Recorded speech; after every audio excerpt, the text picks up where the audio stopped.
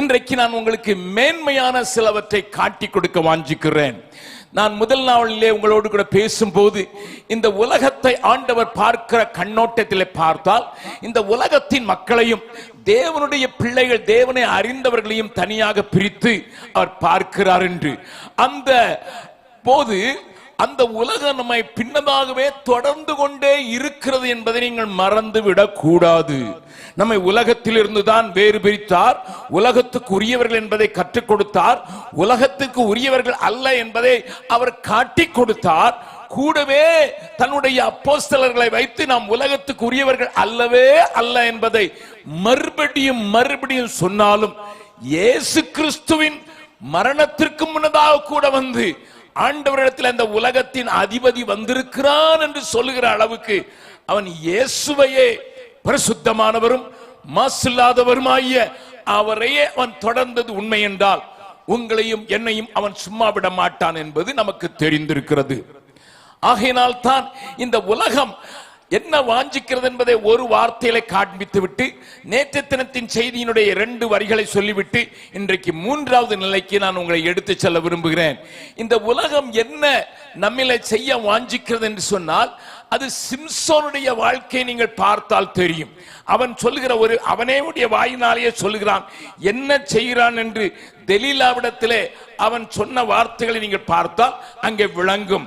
நியாயாதிபதிகளின் புஸ்தகம் 16வது அதிகாரம், நியாயாதிபதிகளின் புஸ்தகம் 16வது அதிகாரத்தில் அங்கே ஒரு காரியத்தை அவன் திரும்ப திரும்ப சொல்லுகிற அந்த காரியத்தை ஆண்டவர் ஆவியானவர் நமக்கு எழுதி கொடுத்திருக்கிறார். என்ன தெரியுமா? 7வது வசனத்தின் பின்பகுதியை வாசிக்கிறேன். அதற்கு சிம்சோன் உலராத பச்சையான 7 அகனினார் கயிறுகளாலே என்னை கட்டினால் நான் பலட்சியமாகி மற்ற மனுஷனை போல் ஆவேன் என்றார். கவனியுங்கள், இந்த உலகம் தன்னுடைய மடியிலே நம்மை தூங்க வைத்து அல்லது சுகத்தை தேட வைத்து அது செய்கிற ஒரு காரியம் என்ன? நம்முடைய பலத்தை குறைத்து நம்மை பலட்சியம், அதாவது பலவீனர்களாக மாற்றி நம்மை மற்ற மனிதர்களை போல மாற்றுகிறது. அது கவனமாயிருக்கிறது.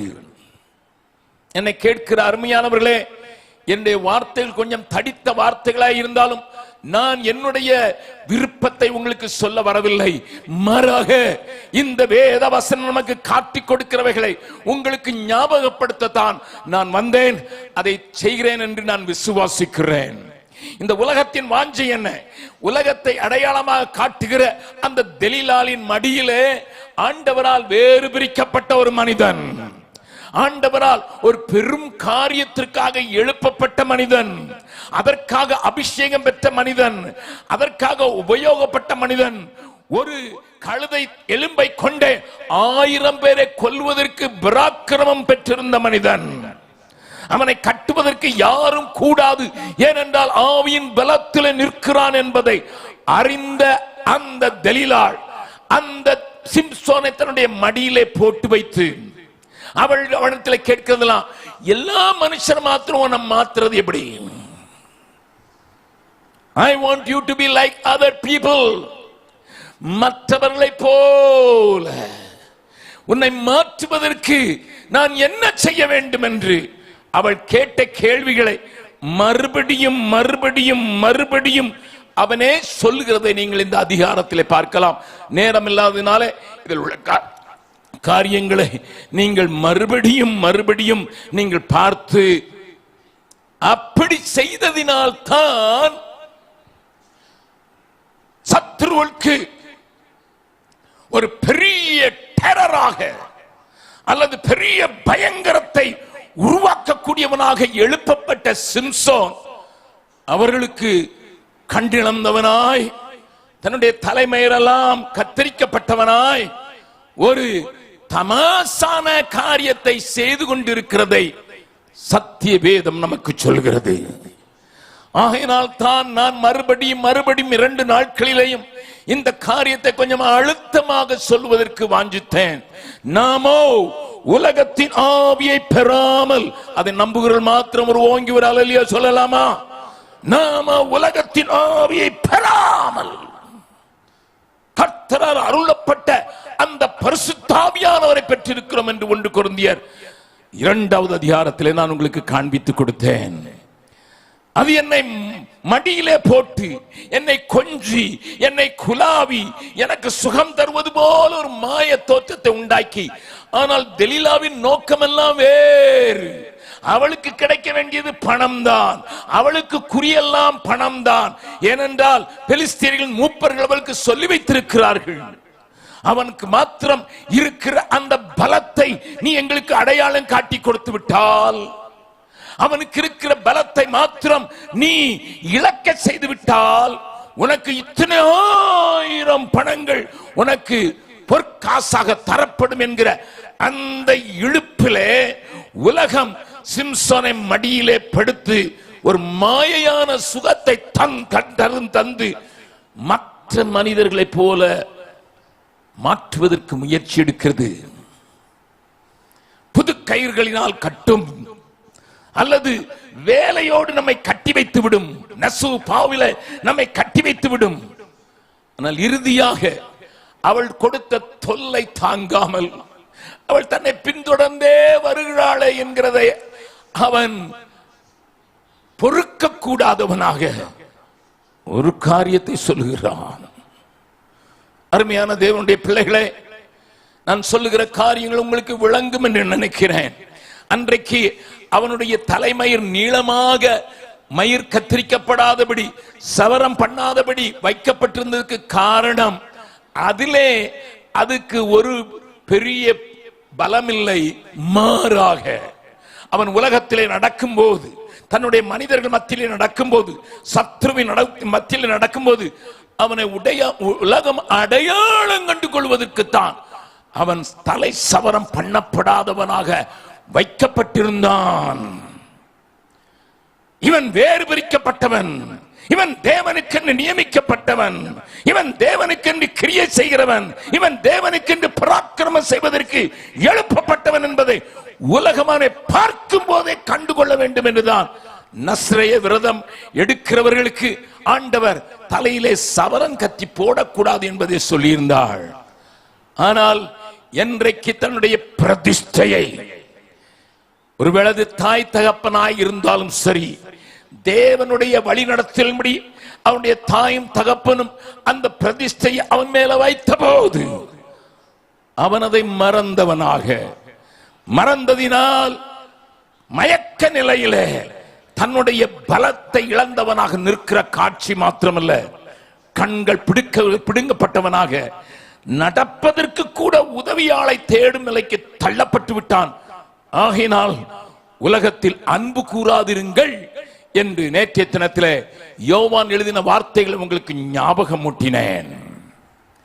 உலகத்தில் இருந்து பிரிக்கப்பட்டிருந்தாலும் நமக்குள்ள 3 சத்துருக்கள் தொடர்ச்சியாக கிரியை செய்து கொண்டுதான் இருக்கிறது என்பதை நீங்கள் மறந்து போகக்கூடாது. ஒன்று, உலகம் என்னுடைய பலத்தை பலட்சியப்படுத்தி பலவீனப்படுத்துவதற்கு முயற்சி செய்யும். இரண்டாவது, நம்மோடு கூட 24 மணி நேரம் இருக்கிற இந்த மாமிசம் நம்மை அப்பப்போது இந்த உலகத்தின் இச்சைகளுக்கு விட்டு போடும்படியாக, ஏனென்றால் அது ஆத்மாக்கு விரோதமாக போர் செய்கிறது. வாசிக்கலாம் 1 பேதுரு, அங்கே பேதுரு சொல்லுகிற வார்த்தையை கொஞ்சம் பாருங்கள். 1 பேதுரு 2வது அதிகாரம் 11வது வசனத்தை வாசிங்கள். பிரியமானவர்களே, வார்த்தைகளை நன்றாய் கவனியுங்கள். ஆண்டவரோடு 3 ஆண்டுகள் தொடர்ச்சியாக தங்கி வாழ்ந்து அவருடைய வார்த்தைகளை பார்த்து அவரோடு உண்டு உடங்கி அவரால் நியமிக்கப்பட்ட ஒரு அப்போஸ்தலன் எழுதுகிறான், பிரியமானவர்களே, அந்நியர்களும் பரதேசிகளுமாயிருக்கிற நீங்கள் ஞாபகப்படுத்திக் கொள்ளுங்கள். மறுபடியும் பேதுரு சொல்ல வேண்டிய அவசியம் உண்டாகிறது. In this world you are a stranger. இந்த உலகத்தில் நீ ஒரு பரதேசி என்பதை மறந்து போகாதே.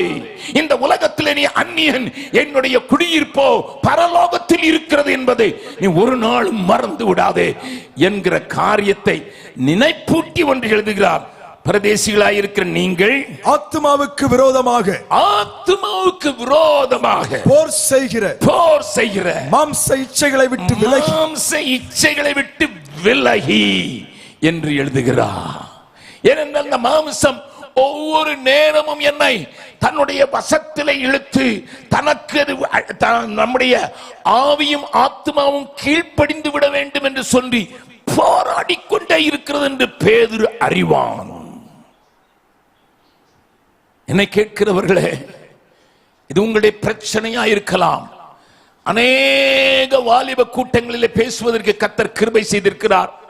ஆகினால் தான் வாலிபர்களை பயிற்சிப்பிக்க வேண்டும் என்று சொல்லி ஜென்னெக்ஸ்ட் என்கிற ஒரு ட்ரைனிங் சென்டரை தூத்துக்குடி பக்கத்தில் நாங்கள் ஆரம்பித்தோம். ஜெம்ஸ் மூலமாக தமிழக சபைகள், விசேஷமாக தமிழ் பேசுகிற மக்கள் மத்தியில அவர்கள் பாஸ்டர் காலேப் சொன்னது போல வரும் தலைமுறையினர்கள் இப்படிப்பட்ட காரியங்களுக்கு மேலாக செய்ய வேண்டியுமே என்கிற ஆதங்கம் கொண்ட மக்கள் அவருடைய சபைகளில் இருக்கிற வாலிபர்களை குறித்து ஒரு பெரிய காரியத்தை காணாமல் போய்விடுவார்கள் என்கிற ஏக்க துணி எங்களையும் பாதித்ததினால் வட இந்தியாவுக்கு அழைக்கப்பட்டிருந்தாலும் கூட தென்னிந்தியாவில் நமக்கு பொறுப்பு உண்டு, இங்கேயும் தேவனுடைய சபையின் அங்கம் உண்டு, இவர்களுக்கும் எதையாலும் செய்ய வேண்டும் என்று சொல்லித்தான் நாங்கள் அங்கே ஒரு வாரம் மாத்திரம் போய் அவர்களுடைய வாழ்க்கையை மறுரூபப்படுத்தி அவர்களை மாறுகொண்ட ஒரு பெரிய பாத்திரமாக மாற்றி விடுவதற்கு நாங்கள் தொடர்ச்சியாக முயற்சி செய்து வருகிறோம். அதை குறித்த உங்களுக்கு ஒருவரை பேம்ப்லெட் கொடுத்திருப்பார்கள். இல்லை என்றால் இன்றைக்கு ஆயிலும் வாங்கி கொண்டு போய் உங்கள் பிள்ளைகளை அதில் அனுப்பி தாருங்கள். உங்கள் சபையில் இருந்து பிரிப்பதற்கல்ல, மாறாக உங்கள் சபைக்குள்ளே ஒரு மறுபடியும் அந்த அக்கினியை போட்டுவிட வேண்டும் என்பதற்காக. இன்றைக்கு சாயங்காலத்தில் ஒரு தாய் என்னை தன்னுடைய 2 பிள்ளைகளோடு சந்தித்த போது அவர்கள் இப்படித்தான் சொன்னார்கள், ஐயா, ஜென்னெக்ஸ்டுக்கு தேவன் கொடுத்த வெளிப்பாட்டுக்காக நன்றி. என்னுடைய 2 பிள்ளைகள் அங்கு போன போது முற்றிலும் மாறினவர்களாக வந்திருக்கிறார்கள். எனக்கு அவர்களை குறித்து ஒரு பெரிய வேதனை இருந்தது, கவலை இருந்தது, ரட்சிக்கப்படுவார்களா என்று.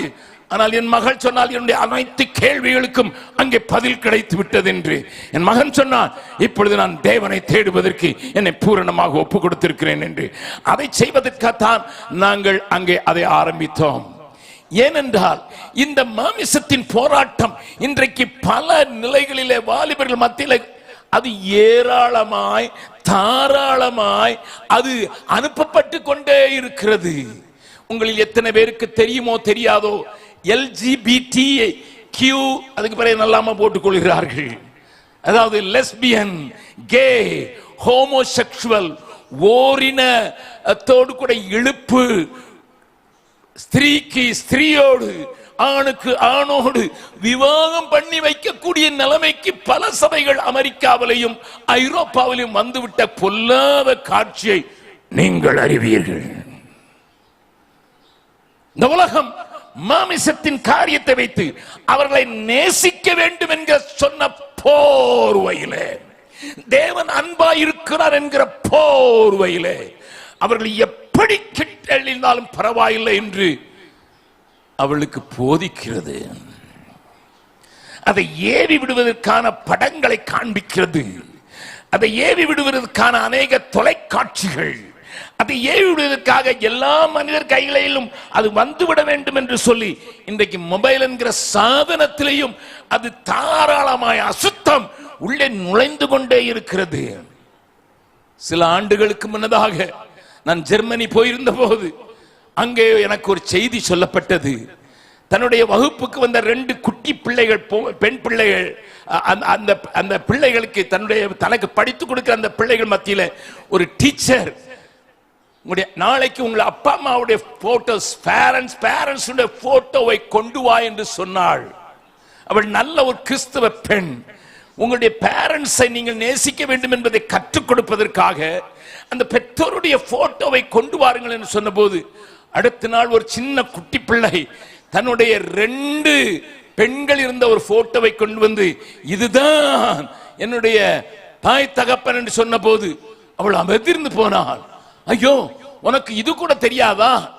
அப்பாவும் அம்மாவும் இருக்கணும், அது யார் என்று உனக்கு தெரியவில்லையே என்று, அப்பா அம்மாவின் உறவில் பிறந்தவள் நீ என்பதை நீ அறியாமல் இருக்கிறாய் என்று சொல்லி, இந்த போட்டோவை நான் கேட்கவில்லை, நான் உன்னுடைய அப்பா அம்மாவுடைய போட்டோவை கேட்டேன் என்று சொன்ன போது அந்த பிள்ளை வீட்டிலே போய் சொல்ல, வீட்டில் இருக்கிறவர்கள் எந்த தேசத்திலிருந்து மார்ட்டின் லூத்தர் போன்ற பெரிய சீர்திருத்தவாதிகள் எழும்பினார்களோ அந்த தேசத்தில் இருக்கிற அந்த போலீஸுக்கு அவர்கள் போன் பண்ண அந்த டீச்சர் நான் அறிய 1.5 மாதங்கள் சிறையில் இருக்க வேண்டியது என்று அவளுக்கு கட்டளையிடப்பட்டது, தண்டனையிடப்பட்டது. பிள்ளையினுடைய மனதிலே தூஷணத்தை விதைத்து விட்டாய் என்று. எத்தனை கொடுமையான காலத்திலே நீங்களும் நானும் வாழ்கிறோம். எத்தனை பயங்கரமான காலத்திலே வாழ்கிறோம். ஒரு நாளிலே நானும் என் மனைவியும் சுவிட்சர்லாந்தில் இருந்து ஜெர்மனிக்கு ட்ரெயினிலே போக நேரிட்ட போது என்னுடைய நண்பர் சொன்னார், ஜெபக்குமார், நீ போகிற நேரம் சரியா இருக்க போவதில்லை. It is going to be a worst sight for your wife என்று சொன்னார். நான் சொன்னேன், நாங்கள் இந்த ட்ரெயினை விட்டால் நாளை கூட்டத்திற்கு வர முடியாது அல்லவா, அதனால் வருகிறோம் என்று. அவர் சொன்னார், நீ ரயில்வே ஸ்டேஷனில் இறங்கி மயக்கம் போட்டு விழுந்து விடாது என்று சொன்னார். என்ன என்று நான் போய் இறங்கி பார்த்த போதுதான் தெரியும், என் மனைவி கண்களை திறக்கவே இல்லை. அவள் சொன்னால், கையை பிடித்துக் கொள்ளுங்கள், எனக்கு இதில் நிற்பதற்கு பலமில்லை. ஏனென்றால் கிட்டத்தட்ட அம்மனமாக ஆண்களோடு ஆண்களும் பெண்களோடு பெண்களும் கலந்து அவர்கள் செய்ய வேண்டிய அனைத்து அசுத்தத்தையும் ஹானோவர் என்கிற பட்டணத்தின் ரயில்வே ஸ்டேஷனில் மாத்திரமல்ல, வெளியே ஊர்வலமாக சென்ற போது என் மனைவி கண்ணுங்களை திறக்கவே மாட்டேன் என்று சொல்லிவிட்டாள். வருகிற சந்ததிக்கு ஒரு பெரிய ஆபத்து. இந்த மாமிச இச்சைகளை தூண்டி விடுகிற அனைத்து காரியங்களினாலும் சத்துரு செய்து தான் அவர்களை மறக்க செய்வது மாத்திரமல்ல, தான் அவர்களை பலட்சியமாக்குவது மாத்திரமல்ல, அவர்களை பலவீனப்படுத்துகிறது மாத்திரமல்ல, மாறாக அவர்கள் இந்த மாமிசத்திலே மாமிச சிந்தையிலே வாழ்ந்து மாமிசத்தின் கிரியைகளிலே தங்களை அழித்துக் கொள்ள வேண்டும் என்று சொல்லி நேற்றைய தினத்திலே நான் உங்களுக்கு காண்பித்தேன். மாமிச சிந்தை மரணம். ஆகையினால் தான் நேற்றைய தினத்திலே கொஞ்சம் கடினமாகவே நான் பேசினேன். ஆவிக்குரியவனுக்கும் மாம்சத்துக்குரியவனுக்குள்ள வித்தியாசத்தை நீங்கள் புரிந்து கொள்வதற்கு லோத்து ஆபிரகாமுடைய வாழ்க்கையை கொஞ்சம் காண்பித்து கொடுத்து உங்களிலே மறுரூபத்தின் மேல் மறுரூபமாக வேண்டிய அவசியத்தை கொஞ்சம் காட்டி கொடுத்தேன். ஆபிரகாம் அருமையான போதகர் சொன்னது போல அவனுடைய சறுக்குதலை கொஞ்சம் கண்டோம். ஆனால் அதற்கு பிறகு சுதாரித்துக் கொண்ட அவன் மனநிலையிலே பெரிய மாற்றம் உண்டாயிருக்கதை நீங்கள் வீட்டிற்கு போய் வாசித்து பாருங்கள். ஆதியாகமம் 12வது அதிகாரத்திலே அந்த ஆபிரகாம் மனைவியை அவனிடத்திலிருந்து பிரிக்கப்பட்டு அவளுக்கு பதிலாக ஆடுகளும் மாடுகளும் பொருட்களும் வேலைக்காரரும் வேலைக்காரிகளும் கொடுக்கப்பட்ட போது அவன் மறுப்பு சொல்லாமல் வாங்கிவிட்டான். ஒரு பெரிய டிரான்சாக்சன் நடக்கிறது. கிவ் அண்ட் டேக் என்று சொல்கிறது போல மனைவி அவளிடத்திலிருந்து பார்வோன் எடுத்துக்கொண்டு போய் வேதம் சொல்கிறது அவளுக்கு பதிலாக. What a tragedy! What a tragedy! அவளுக்கு பதிலாக இதை கொடுத்த போது அவன் வாங்கிக் கொள்கிறான். ஆனால் கர்த்தரோ அவனை குறித்து ஒரு பெரிய நோக்கம் வைத்திருந்தபடியினால எல்லா எகிப்திற்கும் மூல வியாதியை வரப்பண்ணி அவளை தண்டித்ததினால் அறிந்து கொண்டார்கள், ஐயோ தவறானவனை தொட்டுவிட்டேன், தவறானவனுடைய மனைவியை தொட்டுவிட்டேன் என்று அந்த பார்வோன் அவர்களை போக விட்டு விட்டான் என்று 12வது அதிகாரத்தில் வாசிக்கிறோம். ஆனால் அதே ஆபிரகாமுக்கு இன்னொரு சோதனை வருகிறது. 14வது அதிகாரத்தில் எல்லாவற்றையும் காண்பிப்பதற்கு எனக்கு நேரம் இல்லை.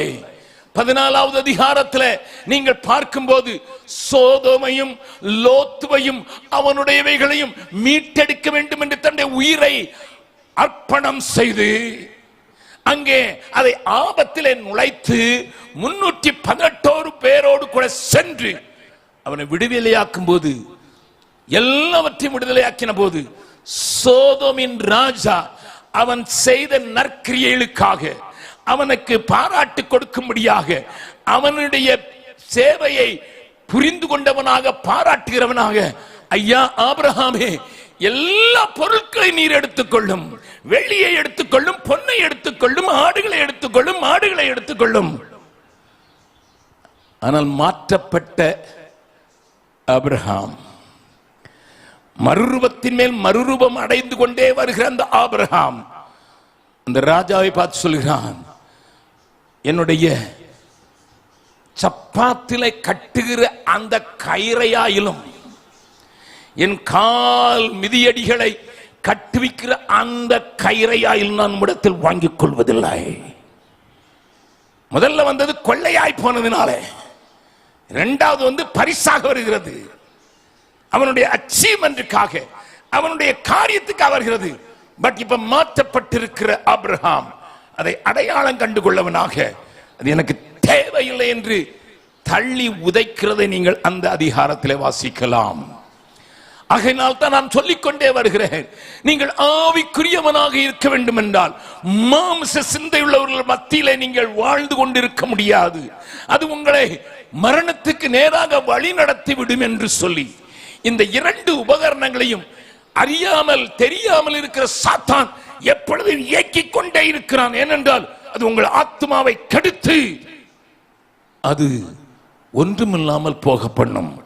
அதைத்தான் இயேசு சொல்லும் போது சொன்னார், மனுஷன் உலகம் முழுவதையும் ஆதாயப்படுத்தினாலும் தன் ஆத்மாவை நஷ்டப்படுத்தினால் அவனுக்கு லாபம் என்ன என்பதை நேற்றைய தினத்திலே கொஞ்சம் அழுத்தமாகவே நான் உங்களுக்கு காண்பித்து கொடுத்தேன். இன்றைக்கு மூன்றாவது நிலையாக வாசிக்க கேட்ட பகுதியிலிருந்து பாஸ்டர் காலேப் அதை குறிப்பிட்டார்கள். நான் கொஞ்சம் இன்னும் ஒரு உயர்ந்த ஸ்தலத்திற்கு உங்களை கொண்டு சென்று இந்த மேன்மையானவைகளை, கிறிஸ்து இயேசு வீட்டிற்கும் அந்த மேலானவைகளையே நாடுகிற காரியத்தில் நடக்க வேண்டிய சில காரியங்களை குறிப்பிட்டு இந்த நற்செய்தி கூட்டங்களிலே தேவன்களை மறுபடியும் உயிர்ப்பித்து அவருக்குரியவராக எந்த நோக்கத்தோடு எங்களை கைப்பிடித்தாரோ, எந்த நோக்கத்தோடு இந்த சபை நிறுவினாரோ, எந்த நோக்கத்தோடு எங்களை குடும்பமாக இணைத்திருக்கிறாரோ அந்த நோக்கத்தை நிறைவேற்றுவோம் என்கிற அந்த பணிக்கினராக உங்களை உந்தித் தள்ளுவதற்காக நான் பேச விரும்புகிறேன். என்னோடு கூட சேர்ந்து நீங்கள் திருப்புவீர்கள் என்றால் எபிரேய நிருபத்தை நீங்கள் வாசிக்க நேரிட்டால் அதை சாதாரணமாக வாசிக்கிறது இல்லை. ஏனென்றால் கொஞ்சம் கடினமாக விளங்கிக் கொள்வது கடினமாக இருக்கிறதுனால் அநேகர் எபிரேய நிருபத்தை எல்லாம் வாசிக்கிறது இல்லை. நமக்கு தெரிந்ததெல்லாம் சுவிசேஷங்கள் என்ன நல்லா இருக்கும், அற்புதம் நடக்கிறது, அடையாளம் நடக்கிறது என்று கொஞ்சம் ஆண்டவர் நம்மை தம்மிடத்தில் கிட்டி சேர்வதற்காக சொல்லப்பட்டிருக்க மற்ற சத்தியங்களை நமக்கு புரிந்து கொள்வதற்கு முயற்சி எடுப்பதில்லை, புரிந்து கொள்வதில்லை. நீங்கள் வாசிப்பீங்கன்னா ரெண்டு பகுதியாக நான் பிரிக்க விரும்புகிறேன். அதுல மேன்மையான என்கிற ஒரு வார்த்தையை நீங்கள் தேடி கண்டுபிடிக்க நேரும் என்றால் ஆங்கிலத்தில் பெட்டர் என்று சொல்ல வேண்டும். அந்த வார்த்தையை தேடி ஒரு கண்காடன்ஸை வைத்து ஒரு ஒத்துவாக்கிய வேதாமத்தை வைத்து நீங்கள் அந்த வார்த்தை மாத்திரம் காண்பிப்பீர்கள் என்றால் முதல் அதிகாரங்கள் 9 அதிகாரங்கள் வரை, 1 to 9 அதிகாரங்கள் வரை இயேசு தேவதூதர்களில் மேன்மையானவர் என்றும், இயேசு மோசேயை காட்டிலும் மேன்மையானவர் என்றும், இயேசு யோசுவாவை காட்டிலும் பெரியவர் என்றும், இயேசு மெல்கிசதேக்கின் படி ஆசாரியரை வந்து பிரதான ஆசாரியர் எல்லாரிலும் மேன்மையானவராகும், இயேசுவின் பலியே மேன்மையான பலி என்றும், இயேசுவினுடைய பலிபிடமே மேன்மையான பலிபிடம் என்றும், இயேசுவின் ரத்தமே மேன்மையானது என்று சொல்லப்பட்டு கொண்டே வருவதை நீங்கள் வாசிக்கலாம். இதை நாம் அறிந்திருக்கிறோம், அங்கீகரிக்கிறோம். ஆனால் கூடவே இன்னொரு காரியத்தை நான் உங்களுக்கு காண்பித்துக் கொடுக்கிறேன். அது என்னையும் உங்களையும் சம்பந்தப்படுத்த போகிறீர்கள். It is directly applicable to me and you. உங்களுக்கும் எனக்கும் இதுல மேன்மையானவைகளை நீங்கள் தெரிந்து கொண்டீர்களா என்பதுதான் முக்கியம். ஆகினால் 4 காரியங்களை வேகமாக நான் காண்பிக்க விரும்புகிறேன். முதலாவது வாசிக்கலாம். எபிரேயர் நிருபம் 10வது அதிகாரம் 34வது வசனத்தை வாசிக்கலாம். நான் கட்டப்பட்டிருக்கையில் நீங்கள் என்னை குறித்து பரிதபித்ததும் அன்றி பரலோகத்தில் அதிக மேன்மையும் நிலையுள்ளதுமான சுதந்திரம் உங்களுக்கு உண்டு என்று அறிந்து உங்கள் ஆஸ்திகளையும் சந்தோஷமாய் கொள்ளையிட கொடுத்தீர்கள். அல்லேலூயா. அன்றை கவனியுங்கள். இங்கே சொல்லப்பட்டிருக்கிற இந்த வார்த்தைகளை கொஞ்சம் விளங்கிக் கொள்ளும்படியாக நான் பேச விரும்புகிறேன். இங்கே எபிரேய நிருபத்தை எழுதின நிருப ஆக்கியோன் கட்டப்பட்ட நிலையில இருந்துதான் எழுதுகிறேன் என்பதை சொல்லி அந்த சபை அந்த இந்த கூட்டத்திற்கு எழுதுகிறார். அவர்கள் இவர் மேலே பரிதாபப்பட்டு நின்று விடவில்லை, மாறாக அவருடைய எண்ணங்களிலே ஓடினதெல்லாம் எங்களுக்கு மேன்மையான சுதந்திரம் வேண்டும். அப்பொழுது நீங்க என்ன கேட்கலாம், அப்படி என்றால் எல்லாருக்கும் சுதந்திரம் உண்டு என்றுதான் ஐயா வேதம் சொல்கிறது, நீர் சொல்கிற மேன்மையான சுதந்திரம் என்ன என்பதை நீங்கள் கேட்கலாம். என்னோடு கூட சேர்ந்து திருப்பிக் கொண்டால் அங்கே தெரியும். ரோமருக்கு எழுதின நிருபம் 8வது அதிகாரம், அங்கே ஒரு காரியத்தை ஆண்டவர் நமக்கு சொல்கிறார். 17வது வசனத்தை வாசிக்கலாம்.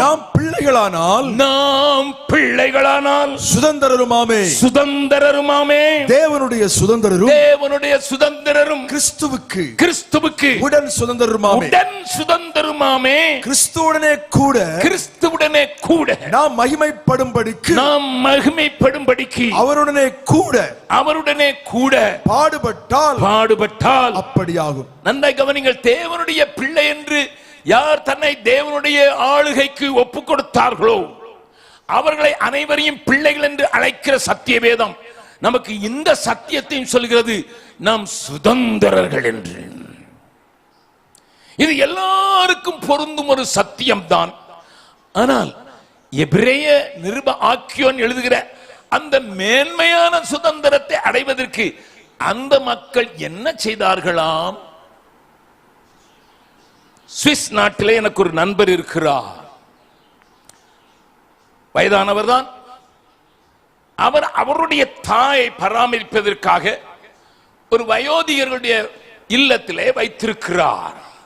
சாதாரணமாக ஐரோப்பாவிலையும் கனடா அமெரிக்கா போன்ற நாடுகளிலேயும் வயதானவர்களை வீட்டிலே வைத்து பார்க்க கூடாத ஒரு சூழ்நிலை இருக்கிறதுனால் அநேகர் இப்படிப்பட்ட வயதான இல்லங்களை, வயதானோருக்கான முதியோர் இல்லங்களை உண்டாக்கி அதை நடத்துவது வழக்கம். அப்படி நடத்துகிறவர்களுக்கு அரசாங்கமும் போதிய உதவித்தொகை கொடுப்பதினாலே அவர்கள் பெற்றோர்களை கொண்டு அங்கே விட்டு விடுவார்கள். அங்கே சில வசதிகள் செய்யப்பட்டிருக்கிறது. என்ன, 4 பேருக்கு ஒரு ரூம் கொடுக்கப்பட்டிருக்கிறதுனால வயதான காலத்தில் இருக்கிறவர்கள் எப்பொழுதும் இந்த பழைய கதையே சொல்லிக் கொண்டிருப்பார்கள் அல்லவா, அதை கேட்கிறதற்கு ஒரு ஆள் வேணும் அவர்களுக்கு. வீட்டில் வயசானவங்க உங்க வீட்டில் வச்சிருந்தீங்கன்னா தெரியும், அவங்க சொல்லிக்கிட்டே தான் இருப்பாங்க. போட்ட உடஞ்ச ரெக்கார்டுன்னு அந்த நாட்கள் சொல்லுவாங்க, அந்த உடஞ்சதே போட்டு சொல்லிக்கிட்டே இருப்பாங்க. நீங்க ஆன்னு கேட்டுக்கிட்டே இருக்கணும். அதுதான் அவளுக்கு பெரிய பொழுதுபோக்கு மாத்திரமல்ல, அதுதான் காரியம். ஆகையினாலே இந்த அரசாங்கம் என்ன செய்திருக்கிறது, 4 பேர் கொண்ட படுக்கையை ஒரு அறையிலே போட்டு அவர்கள் சுற்றி உட்கார்ந்து பேசுவதற்கு, அது வீல் சேராக இருக்கலாம் அல்லது மற்ற வசதியான சேராக இருக்கலாம், அதில் உட்கார வைப்பார்கள். இரண்டாவது, அவர்களை அனுதினமும் 24/7 என்று சொல்லுவோமே, எந்த நேரமும் கவனிப்பதற்கு ஒரு நர்ஸ் எப்பொழுது இருப்பார்கள் டியூட்டியிலே. அவர்கள் தும்மினால் கூட வந்து விடுவாள். அவர்கள் ஏன் என்று கேட்டால் கூட, ஒரு ஏக்க பெருமூச்சு விட்டால் கூட ஏன் என்று கேட்க வந்து விடுவார்கள். அப்படிப்பட்டவர்களை பயிற்சி கொடுத்து அங்கே வைத்திருக்கிறார்கள். அப்பொழுதுதான் அவர்கள் என்னையும் குறித்து இந்த உலகத்தில் உள்ள மக்களுக்கு, என் பிள்ளைகளுக்கு கரிசனை இருக்குது என்று நினைப்பார்கள் என்று அவர்களுக்கு அங்கே வைத்திருக்கிறார்கள். அப்படிப்பட்ட ஒரு சூழ்நிலையை உருவாக்கினால்தான் இவர்கள் வசதியாக இருக்க முடியும் என்று சொல்லி அவர்களை அங்க தங்க வைத்தது மாத்திரமல்ல, அவர்கள் என்ன கேட்டாலும் அவர்களுக்கு கொண்டு வந்து கொடுப்பதற்கான பல காரியங்களை அரசாங்கமும் செய்து சில தனி ஸ்தாபனங்களோடு கூட சேர்ந்து செய்து வருகிறது. அப்படிப்பட்ட ஒரு இடத்திற்கு என் நண்பர் கொண்டு போய், என்னுடைய அம்மாவை நான் உனக்கு அடையாளம் காட்டி கொடுக்க வேண்டும், அவர்கள் உனக்காக தினமும் ஜெபிக்கிறார்கள் என்று சொன்னார். எனக்கு கொஞ்சம் ஆச்சரியமா இருந்தது. நான் அந்த அறையில போன போது இன்னொரு வயதான மூதாட்டி, அவர்கள் படுத்தியில இருந்தவர்கள், என்னை பார்த்தவுடனே உடனடியாக ஜெபக்குமார் வெல்கம் அப்படின்றார்கள். நான் அவர்களை குறித்து பார்த்ததும் இல்லை, கேட்டதும் இல்லை. அப்பொழுது நான் அவள் பக்கத்திலே போய் நின்று அவள் கையை பிடித்துக் கொண்டு, அம்மா, என்னை நீங்கள் பார்த்ததும் இல்லையே, என்னை குறித்து நீங்கள் என்ன கேள்விப்பட்டீர்களே, என்னை எப்படி அடையாளம் கண்டு கொள்கிறீர்கள் என்று. அப்பொழுது தன்னுடைய பக்கத்து பெட்டில் என்னுடைய நண்பருடைய அம்மா இருந்து அவர்கள் தான் எனக்கு காட்டி கொடுத்து, அவங்க போட்டோவை பார்த்ததுனால உன்னை பார்த்த உடனே கண்டு கொண்டேன் என்று சொல்லி என் கையை பிடித்து முத்தமிட்டார்கள். அவர்கள் சொன்னார்கள், காலையும் மாலையும் நான் உனக்காக ஜெபிக்கிறேன். அப்பொழுது நான் ஒரு நாற்காலியை எடுத்து போட்டு அவர்கள் பக்கத்தில் உட்கார்ந்து, அம்மா என்ன அப்படிப்பட்ட தாக்கம் இந்தியாவின் மேல உங்களுக்கு எப்படி வந்தது என்று கேட்டேன். அவர் சொன்னா, நான் இந்தியாவுக்கு போனதில்லை, இந்தியர்களை ஏராளமாய் சந்தித்ததும் இல்லை, ஆனால் ஆண்டவர் என்னை 45 வருடங்கள் ஆப்பிரிக்க காடுகளிலே முரட்டாட்டமான மக்கள் மத்தியிலே என்னை வைத்திருந்தார். எனக்கு அவர்களுடைய கதையை கேட்க வேண்டும் என்று ஆசையாயிருந்தது. நானும் ஒரு மிஷினரி அல்லவா. இந்த தாயினுடைய அனுபவங்கள், அதுவும் ஆப்பிரிக்க காடுகளிலே வசதிகள் இல்லாத, ஒரு எலக்ட்ரிசிட்டி இல்லாத, தொடர்புகள் இல்லாத, ஒரு சரியான ரோடுகள் இல்லாத முரட்டு மனிதர்கள் மத்தியிலே போய் இவர்கள் ஊழியம் செய்திருக்க அவளை உட்கார்ந்து அவருடைய காரியங்களை புரிந்து கொள்ள வேண்டும் என்று பக்கத்தில் உங்களுடைய காரியங்களை சொல்வீர்களா? எப்படி இயேசுவிடத்தில் வந்தீர்கள், எப்படி ஒரு மிஷினரி அழைப்பை பெற்றீர்கள், எப்படிப்பட்ட ஊழியம் செய்தீர்கள் என்று அடுக்கடுக்காக நான் கேள்வி கேட்டபோது அவர்கள் சொன்னார்கள், நான் என் தாய்க்கும் தகப்பனுக்கும் ஒரே மகள். என்னுடைய தகப்பனார் தன்னுடைய வேளாண்மையோடு கூட சேர்ந்து ஒரு சிறிய தொழிற்சாலையும் நடத்தி வந்ததினால் ஏராளமாக சம்பாதித்திருந்தார். அவருடைய பொருட்களை எல்லாம் அவர் தாறுமாறாக கர்த்தருடைய பணிக்குத்தான் செலவழித்துக் கொண்டிருப்பார். எனக்குரிய வசதிகளை அவர் செய்யாமல் இருக்கவில்லை. எனக்கு எல்லாவற்றையும் செய்திருந்தாலும் அவருடைய வாழ்க்கை எனக்கு வினோதமாக காட்சியளித்தது. இவ்வளவு கஷ்டப்பட்டு உழைக்கிறீர், ஒரு விவசாயியை போல உழைக்கிறீர், ஃபேக்டரியை நடத்துகிறீர், இவ்வளவு கஷ்டப்பட்டு அதுல பெரும் பகுதியை நீர் ஆண்டவருடைய பணிக்கு எங்கேயோ தெரியாதவர்களுக்கு அனுப்பி கொண்டிருக்கிறீரே என்று நான் அவரை கேட்டால், மகளே, நான் உனக்கு ஒரு குறையும் வைக்க மாட்டேன், உனக்குரிய பங்கை உனக்கு செலுத்துவேன் என்று சொல்லியிருந்தார். நானோ அவர் தந்த அல்லது சம்பாதித்த பணத்தை வைத்துக் கொண்டு உலகத்தில் எதையெல்லாம் அனுபவிக்க வேண்டும் என்று தீர்மானித்தனோ அதை அனுபவிக்க ஆரம்பித்த போது என் தாயும் தகப்பனும் தேவனை தேடாமல் அலைகிற எனக்காக கண்ணீரோடு கூட அலறி அலறி ஜெபிப்பார்கள். நடுராத்திரியிலே நான் தூங்கும் போதும் சில நேரங்களில் அவருடைய அலறுதல் சத்தம் என்னை எழுப்பி விட்டு விடும். பைத்தியக்காரர்கள் என்று சொல்லிவிட்டு நான் மறுபடியும் படுத்துக் கொள்வேன். எனக்காக கண்ணீரோடு கூட போராடி ஜெபித்துக் கொண்டிருந்த தாயும் தகப்பனும் என் பெயரை சொல்லி கர்த்தரிடத்தில் இரக்கத்துக்கு கெஞ்சிக் கொண்டே இருந்தார்கள். ஒரு நாளிலே பிந்தின இரவு வேளையில கிட்டத்தட்ட 1 மணி இருக்கும். நான் வீட்டுக்கு வந்த போது என் தகப்பனுடைய கண்களில கண்ணீர் தார தாரையை ஊற்றி இருக்கிறதையும் என் தாயினுடைய வேதாகமம் நனைந்திருக்கிறதையும் நான் கண்டேன். என்னுடைய அறைக்குள்ளே போய் அதை திடீரென்று பூட்டிவிட்டு உள்ளே இந்த பைத்தியங்களுக்கு வேற வேலையே இல்லை என்று தான் நினைத்து படுத்தேன். அப்பொழுது எனக்கு 19 வயது ஜெபக்குமார். அந்த 19 வயதிலே நான் படுத்திருந்த போது எனக்கு ஒரு அரை நித்திரை மாத்திரம் இருந்தது.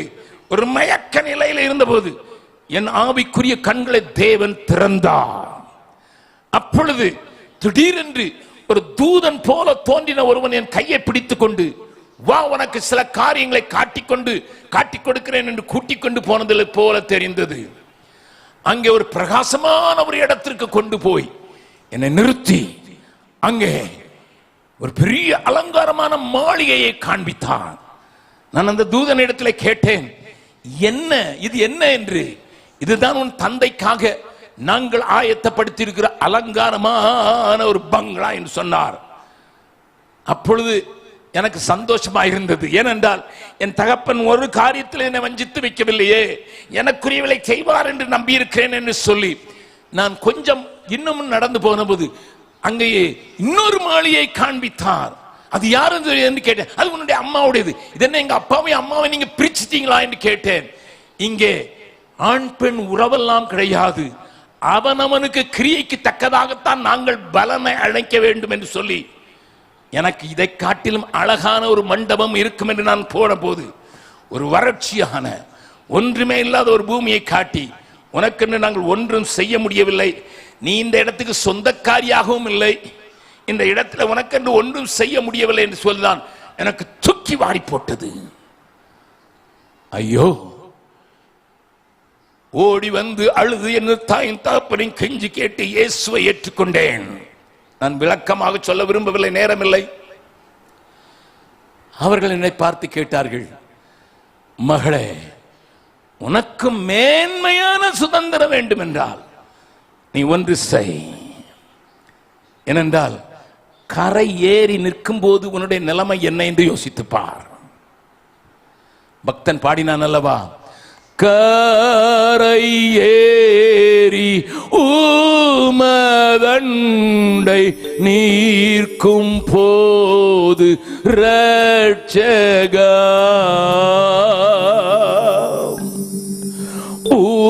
ஊதவாமல் பலனற்று வேட்கப்பட்டு போவேனோ, ஆத்மா ஒன்றும் ரட்சிக்காமல் வேட்கத்தோடு ஆண்டவா வேறும் கைய நாக உம்மை கண்டு கொள்ளலாகுமோ,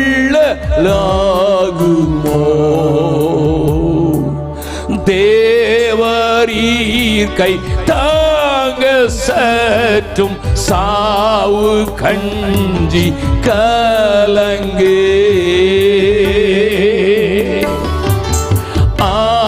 ஆத்துமாக்கள் இயேசுவண்டை வந்து சேர உழைப்பே, ஆத்மா ஒன்றும் ரட்சிக்காமல் வேட்கத்தோடு ஆண்டவா வேறும் கைய நாக உம்மை கண்டு கொள்ளல் ஆகுமோ. நான் மறுபடியும் உங்களை பார்த்து கேட்கலாமா, அந்த கரையிலே போய் நிற்கும் போது எனக்கொன்று உண்டாக்குற மாளிகைக்கு இங்கே இருந்து நான் பொன்னையும் பொருளையும் அங்கே நேரடியாக அனுப்பவே முடியாது. ஆனால் இந்த பூமியில இருக்கும்போது எப்படியாயிலும் இயேசு கிறிஸ்துவின் ரட்சிப்பை அறியாதவர்கள் அறிந்து கொள்ள வேண்டும் என்று நான் ஒவ்வொரு ஆத்மாவின் மேல பாரம் கொண்டவனாக அவளை தேடி கண்டுபிடித்து அவருடைய ஆத்மாவை வைத்துத்தான் அங்கு அலங்காரமான மாளிகை உண்டாக்க என்பதை ஒரு பொருளாக காண்பிப்பதற்கு தான் ஆண்டவர் அந்த மகளுக்கு தரிசனம் தந்தார் என்பதை அறிந்த அவர்கள் மேன்மையான சுதந்திரம் எனக்கு வேண்டும். சாதாரணமாக இயேசுவை ஏற்றுக்கொண்டு பிள்ளையானால் கிடைக்கிற சுதந்திரம் மாத்திரம் போதாது. அதற்காக நான் என் தாய் தகப்பனிடத்தில் சொல்லிவிட்டு 2 ஆண்டுகள் வேதாகம கல்லூரியிலே போய் வேதத்தை படித்து அங்கிருந்து வீட்டிற்கு கூட வராமல் நேரடியாக ஆப்பிரிக்க காடுகளிலே சென்று 45 வருடங்கள் நான் அவருக்காக பணி செய்தேன். திருமணம் தாம் செய்து கொள்ளவில்லை.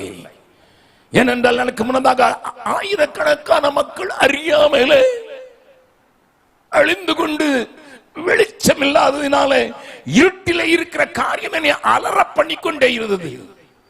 நான் கேட்டேன், ஆப்பிரிக்காவில் முரட்டு ஜனங்கள் உண்டே, அவளை சும்மா விட்டு விட்டார்களா? நீங்கள் ஒரு வாலிப பெண்ணாய். அவர்கள் தலையை கவிழ்த்து விட்டு சொன்னார்கள், Jebakumar, I am sorry, I was raped twice, but I took it for the sake of his kingdom. 2 முறை வலுக்கட்டாயமாக என் கற்பை இழக்கும்படியான ஒரு சூழ்நிலைக்கு நான் தள்ளப்பட்டேன்.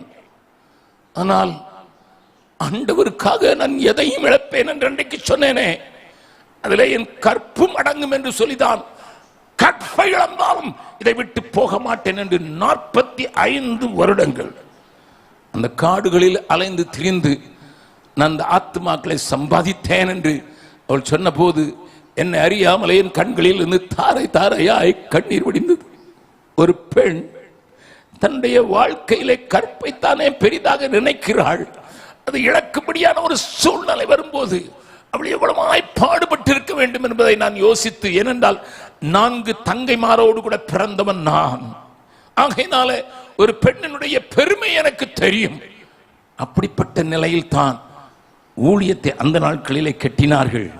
ஏனென்றால் அவர்களுடைய எண்ணங்களில் எல்லாம் சாதாரணமான வேளையில் நான் அடங்கி இருக்க மாட்டேன், மாறாக மேன்மையான சுதந்திரம் எனக்கு கிடைக்க வேண்டும் என்பதில் நான் குறியா இருப்பேன் என்று சொல்கிற அந்த ஆதங்க சத்தம் அந்த கைகளை, இப்பொழுது நான் அவருடைய கைகளை முத்தமிட மாறித்தேன். முதலாவது என் கைகளை முத்தமிட்டார்கள், பின்னதாக அவருடைய கைகளை நான் முத்தமிட்டு, தாயே உங்களை சந்தித்து எனக்குள்ளே ஒரு புது உணர்ச்சியை பெற்றதற்காக ஆண்டவருக்கு நன்றி என்று சொல்லிவிட்டு வந்தேன். அடுத்த தடவை போகும்போது அவர்கள் இல்லை. ஒருவேளை எனக்காகத்தான் அவர்களை அந்த நாள் வரைக்கும் ஆண்டவர் உயிரோடு வைத்திருந்தாரோ இல்லை. அவர்கள் பெயர் எமிலி.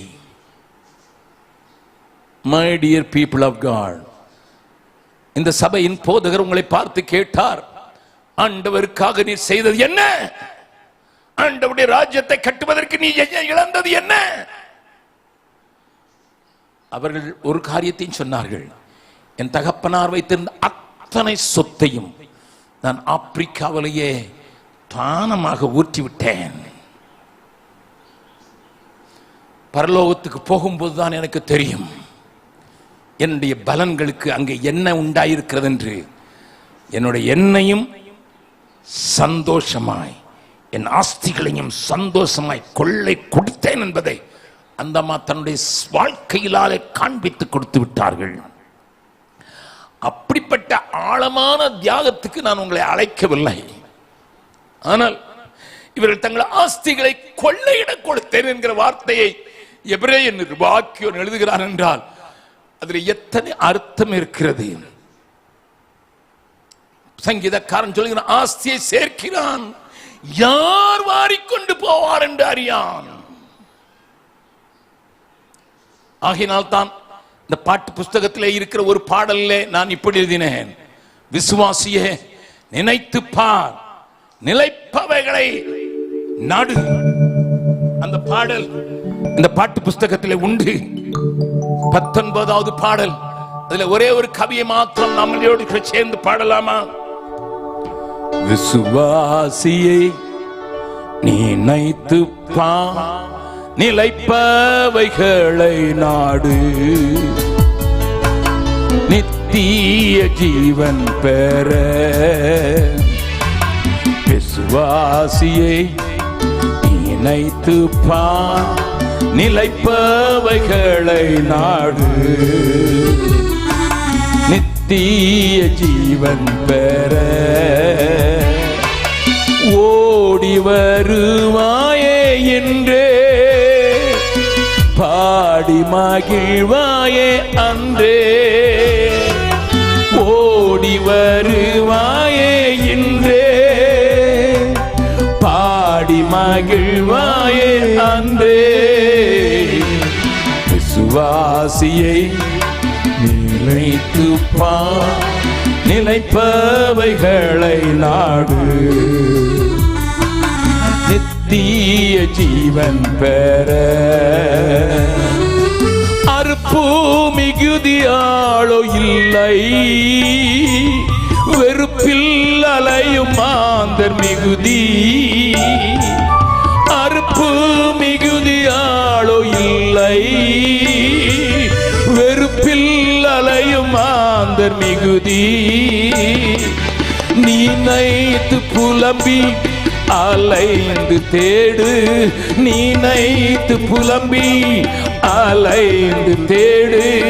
செயல்பட்டால் இன்றே மகிழுவாய் அன்றே, செயல்பட்டால் இன்றே மகிழுவாய் அன்றே. விசுவாசியை நினைத்து பார், நிலைப்பவைகளை நாடு, நித்திய ஜீவன் பெற. நீ போக விடில் யார் போவார், இப்போதில்லாவிடில் எப்போ. நீ போக விடில் யார் போவார், இப்போதில்லாவிடில் எப்போ. கணக்கு கேட்பார் என்ன செய்வாய், கணக்கு கேட்பார் என்ன செய்வாய். கண்ணீர் விடுவாயோ, கர்த்தரை கண்டு கண்ணீர் விடுவாயோ? கர்த்தரை கண்டு விசுவாசியே நிலைத்து பார், நிலைப்பவைகளை நாடு, நித்திய ஜீவன் பெற.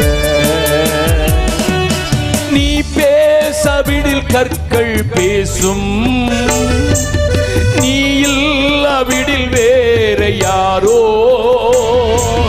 நீ பேசவிடில் கற்கள் பேசும், நீ இல்லாவிடில் வேற யாரோ? மனம் திரும்பு உலகத்தை விட்டு, மனம் திரும்பு உலகத்தை விட்டு, செயல்பட்டால் இன்றே மகிழுவாய் அன்றே, செயல்பட்டால் இன்றே மகிழுவாய் அன்றே. வாசியை நினைத்து பார், நிலைப்பவைகளை நாடு, நித்திய ஜீவன் பெற. வருகையின் நாள் சமீபமே, வல்லமை தேவன் வெளிப்படவே. வருகையின் நாள் சமீபமே, வல்லமை தேவன் வெளிப்படவே.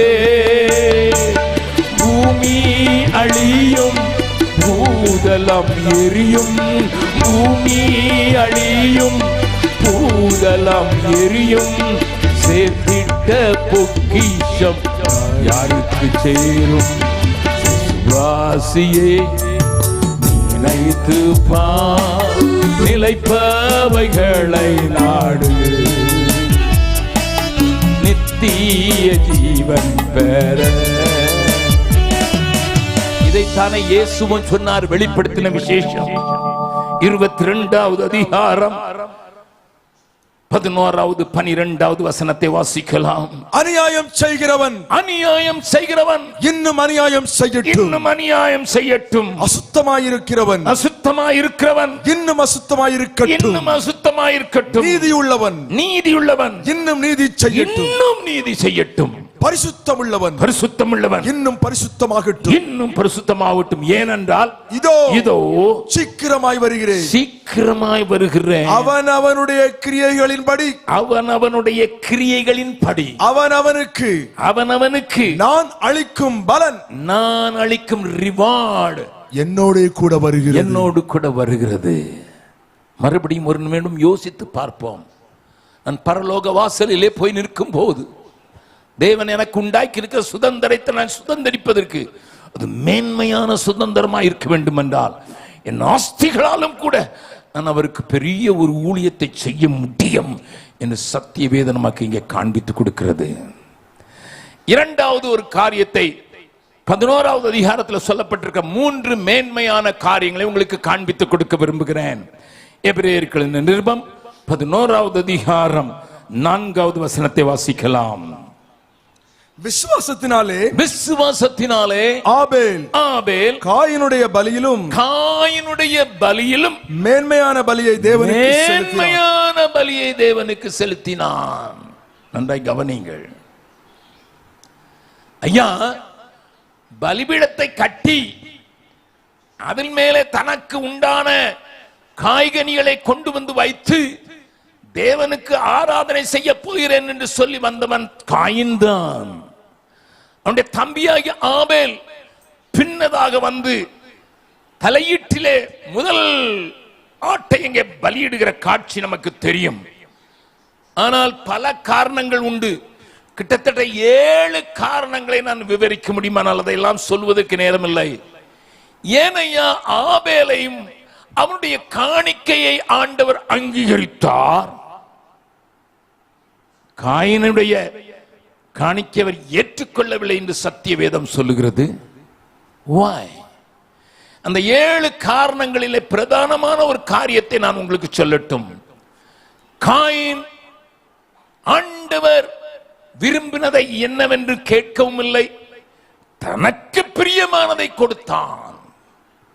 ஆபேலோ தேவன் பலிகளின் மேல் விருப்பமாயிருக்கிறார் என்பதை அறிந்து அவன் ஆண்டவருக்கு பிரியமானதை தந்தான். இந்த மாலை வேளையில மேன்மையான ஒரு பலியை செலுத்த விரும்புகிறீர்களா? நீங்கள் அனைவரும் காணிக்கை செலுத்துகிறவர்கள் என்பதை உங்கள் ஆலயமே எடுத்து சொல்லும். ஆண்டவருக்கு எதையாலும் செய்ய வேண்டும் என்று நீங்கள் அள்ளி கொடுத்ததினால் தான் ஒரு அலங்காரமான ஆலயம் இங்கே உருவாகி இருக்கிறது என்பதை நான் அறிந்திருக்கிறேன். ஆனால் நான் கொடுத்தவைகளில் தேவன் பிரியமாயிருக்கிறாரா? அல்லது எனக்கு விருப்பமானதும் என்னால் முடிந்ததும் எனக்கு தோன்றியதை மாத்திரம் நான் செய்து கொண்டு அதிலே என்னுடைய கடமை முடிந்து விட்டது என்று தள்ளிவிடுகிறேனா? ஆண்டவர் உங்களோடு கூட பேசுவாராக. நான் அடிக்கடி என்னுடைய வாழ்க்கையை சோதிப்பதற்கு உபவாசம் எடுக்கும் போதெல்லாம் என்னுடைய வாழ்க்கையை சோதிப்பதற்கு சில கேள்விகளை ஆண்டவரிடத்தில் கேட்பது வழக்கம். அதுல ஒன்று, ஆண்டவரே, நான் உம்முடைய சித்தத்தின் நடுமையத்தில் எப்பொழுதும் காணப்படுகிறேன் என்பதை எனக்கு சொல்லித்தான் வேண்டும்.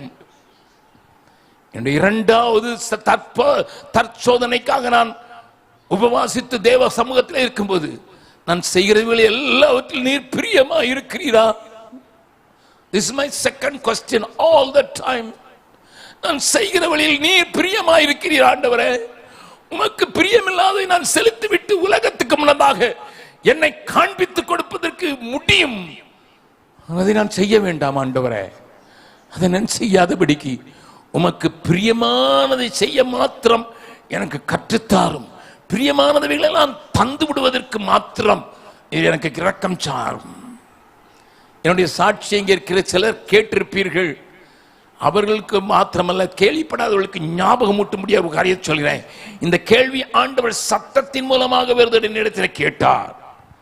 ஜான்சி பட்டணத்தில் பிரெஞ்சு மிஷனரி பிரேயர் பேண்ட் ஊழியர்களுக்கு ஆண்டவருடைய வார்த்தையை கூறியவர்களை உற்சாகப்படுத்துவதற்காக அழைக்கப்பட்டிருந்த 5 நாட்கள் 2 நாட்கள் நானும் உடன் மிஷனரியாக, அதுவும் ஆரம்ப காலத்தில் கஷ்டங்கள் மத்தியில, போராட்டங்கள் மத்தியில, கனி கிடைக்காதா என்கிற ஏக்க காலத்தில் அவர்களை உற்சாகப்படுத்தும்படியாக 2 நாட்கள் கூட்டம் நன்றாக நடந்தது. 400 பேர் இருந்த அந்த கூட்டத்தில் ராத்திரியில வந்து படுத்த போது ஆண்டவர் என்னை கேட்டார், உனக்கு பிரியமானது எனக்கு தருவாயா? It was not an easy question to answer. சாதாரண கேள்வி அல்ல. நான் அவரை பார்த்து கேட்டேன், ஆண்டவரே, இதுவரைக்கும் அப்படித்தானே வாழ்வதற்கு கற்றுக்கொண்டிருக்கிறேன், அதைத்தானே முயற்சி செய்கிறேன், எல்லாவற்றையும் செய்து விட்டேன் என்று நான் பெருமை கொள்ள மாட்டேன், ஆனால் செய்கிறேன் என்று. உனக்கு பிரியமானதை நான் இந்த ராத்திரியில எடுத்துக்கொண்டால் என்ன செய்வாய்? ஓகே, படுத்து விட்டேன்.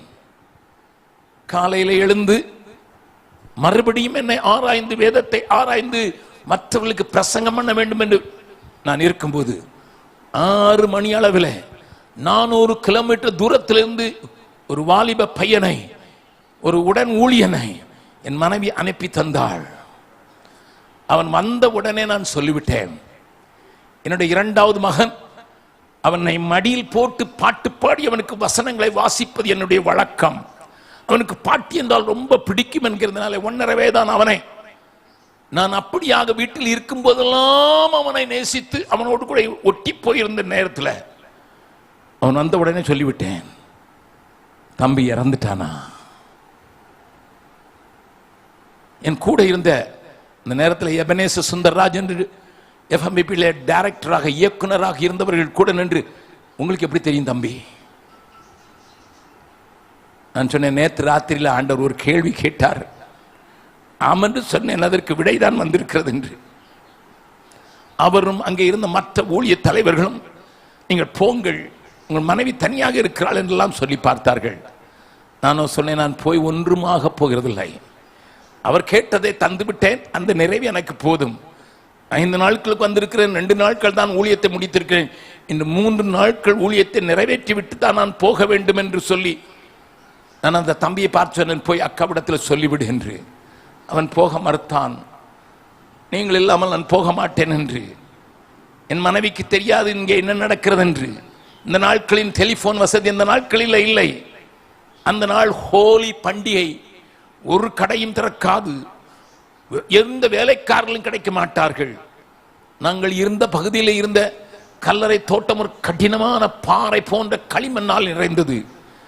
எந்த உதவியும் இல்லாதபடிக்கு என்னுடைய மனைவியும் 2 சகோதரமாக சேர்ந்து தங்களுடைய கைகளினாலே அந்த கல்லறையை வெட்டி, நான் நேசித்த என்னுடைய அன்பு பிள்ளையை ஒரு அட்டை பெட்டியிலே போட்டு புதைத்து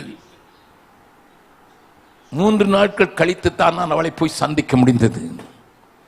நான் அவளை பார்த்து கேட்டேன். போன உடனே பாசத்து நிமித்தம் கண்ணீர் துளிகள் நிரம்பி இருந்தது என்றாலும் நான் அவளை பார்த்து கேட்டேன், நான் வரலன்னு சொல்லி உனக்கு கோபமா இருக்குதா? அவ சொன்னா, உங்களை பற்றி எனக்கு தெரியாதா? நீங்க எல்லாவற்றையும் பலிபீடத்தில் வைத்தவர்கள் எனக்கு தெரியாதா? நீங்கள் வரமாட்டீர்கள் என்பதும் எனக்கு தெரியும் என்று சொன்னாள். நான் என்னை மேன்மைப்படுத்துவதற்காக இந்த சாட்சியை நான் உங்களுக்கு ஞாபகப்படுத்தவில்லை. மாறாக ஒன்று சொல்லுகிறேன், அப்படிப்பட்ட பெரிய விலை கிரயத்தை நான் உங்களிடத்தில் எதிர்பார்க்கவில்லை. It may not be possible nowadays.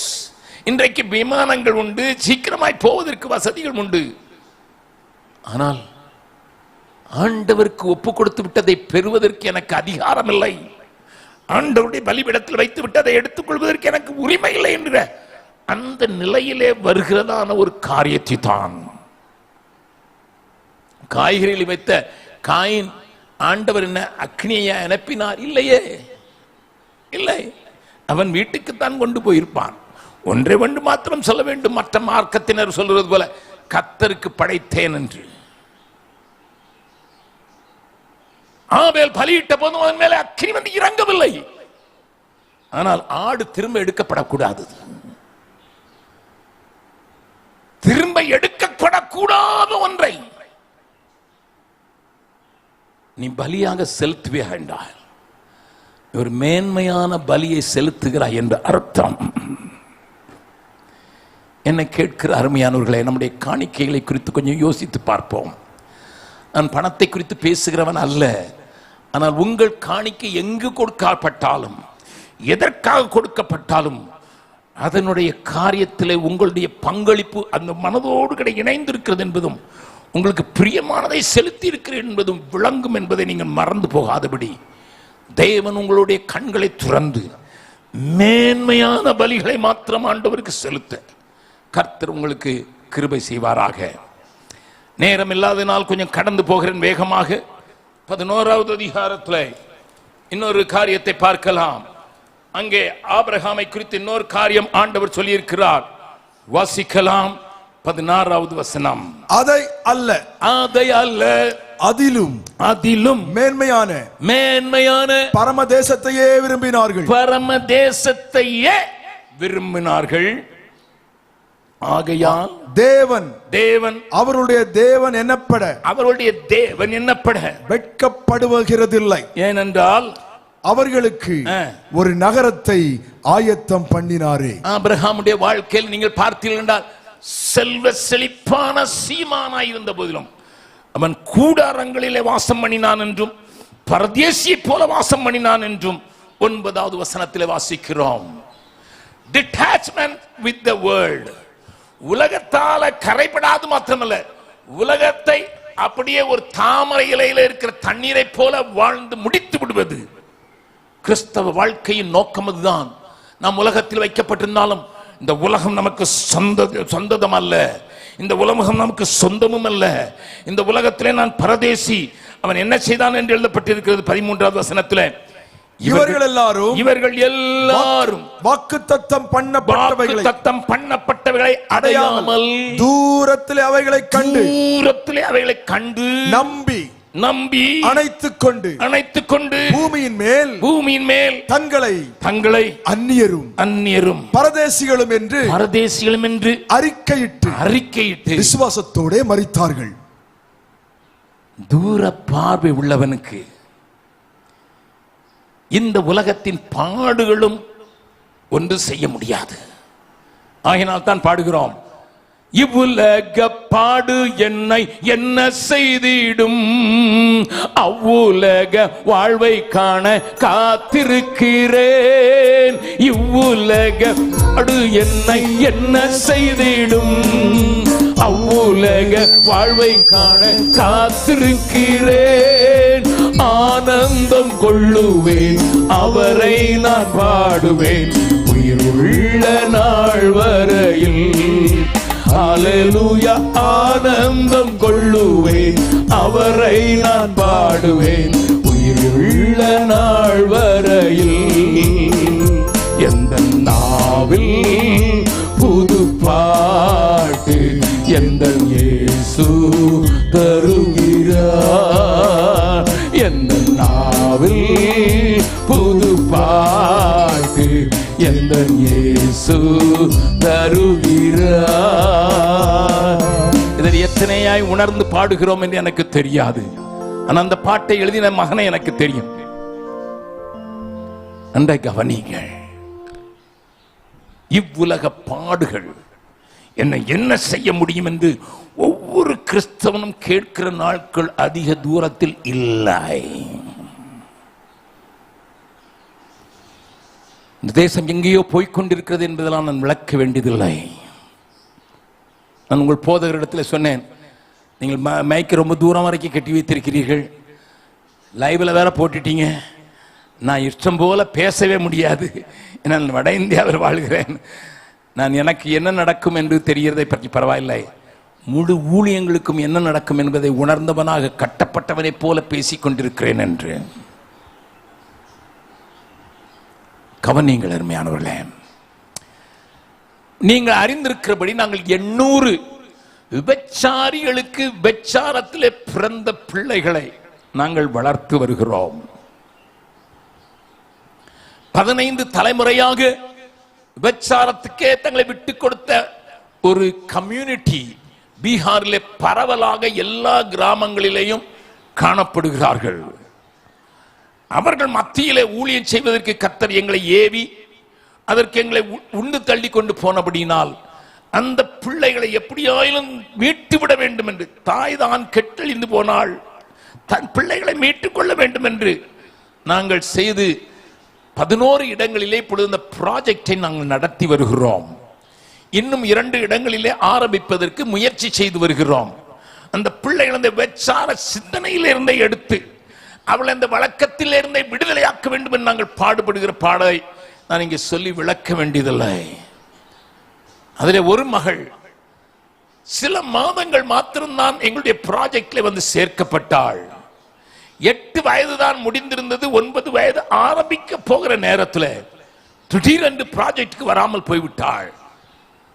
என்னென்று பார்த்தால் அவள் கல்கத்தாவிலே சந்திரா காட்சி என்று ஒரு இடம் இருக்கிறது, அங்கே விபச்சாரம் செய்வதற்கு ரெட் லைட் ஏரியாவாக அரசாங்கத்தால் ஒதுக்கப்பட்டிருக்கிற இடத்துல இவளை விற்று போட்டார்கள். ஆனால் 3வது நாளில் அவள் திரும்ப வந்து விட்டாள். எங்களுக்கு ஒரே ஆச்சரியம். அவளை பார்த்து கேட்டபோது அவள் சொன்னாள், அங்கிள் என்னை கொண்டு போனாங்கல்ல, நான் அப்ப சொன்னேன் இந்த உலகத்துல நான் பாடுகளுக்குள்ள அனுப்பப்படுறேன், ஆனா இங்கேயும் நீங்க கூட இருக்கிறீங்க ஆண்டவரே. சில மாதங்கள் தான் வந்திருந்தாள். சாத்ராக் மேஷாக் ஆபேத் நகோவை அவர்கள் தீக்குள்ள போட்டே விட்டார்கள். அப்பொழுது போட்ட போதுதானே நீங்க வந்தீங்க, என் கூட இப்ப வாங்கன்னு சொன்னேன். ஒண்ணு நடந்துச்சு. அந்த பிள்ளை கொஞ்சம் மொழியில பேசின வார்த்தைகள் என்னை அங்கேயே ஆண்டவருக்குள் புதுகலிக்க வேண்டும் என்று தோன்றிற்று. அப்ப நான் போய் என்னை விட்ட உடனே அங்க 15 விபச்சாரிகள் இருந்தார்கள். அதுல ஒரு பெண் மாத்திரம் படுக்கையில் இருந்தாள். அவளுடைய நிலைமை மிகவும் மோசம். அவளுக்கு ரத்தம் போய்கொண்டே இருக்கிறது. அன்றைக்கு பெரும்பாடுள்ள ஸ்திரீ போல போய்கொண்டே இருக்கிறது. படுக்கையெல்லாம் ரத்தம். அவள் சாக போகிறனே சாக போகிறனே சாக போகிறேன் என்று அலறுகிறாள். எனக்கு உதவி செய்ய மாட்டீர்களா என்று கெஞ்சுகிறாள். யாரும் அவளை கண்டுகொள்வதாக இல்லை. நான் போய்விட்ட உடனே அவளிடத்தில் இயேசுவை சொல்ல வேண்டும் என்று ஆசை, ஆனால் சொல்வதற்கு நேரமில்லை. இன்னும் சீக்கிரத்தில் செத்து போவாளா என்று சொல்லி உனக்கு நான் ஜெபிக்க போகிறேன் என்று சொன்னேன். அவளுக்கு அது விளங்கவில்லை. இவளுக்கு விளக்கெல்லாம் படுத்திக் கொண்டிருக்க முடியாது என்று இயேசு கிறிஸ்து எனக்குள்ளே இருக்கிறபடினால அந்த அதிகாரத்தோடு நான் உனக்கு ஜெபிக்கிறேன் என்று சொல்லி கையை வச்சேன். அந்த பிள்ளை அந்த அவளுக்கு உடனே ரத்த போக்கு நின்றுச்சு. அவ எந்திரிச்சு உட்கார்ந்து நான் சரி ஆயிட்டேன்னு கரங்களை தட்டி ஆண்டவருக்கு மகிமை சொல்லலாமா?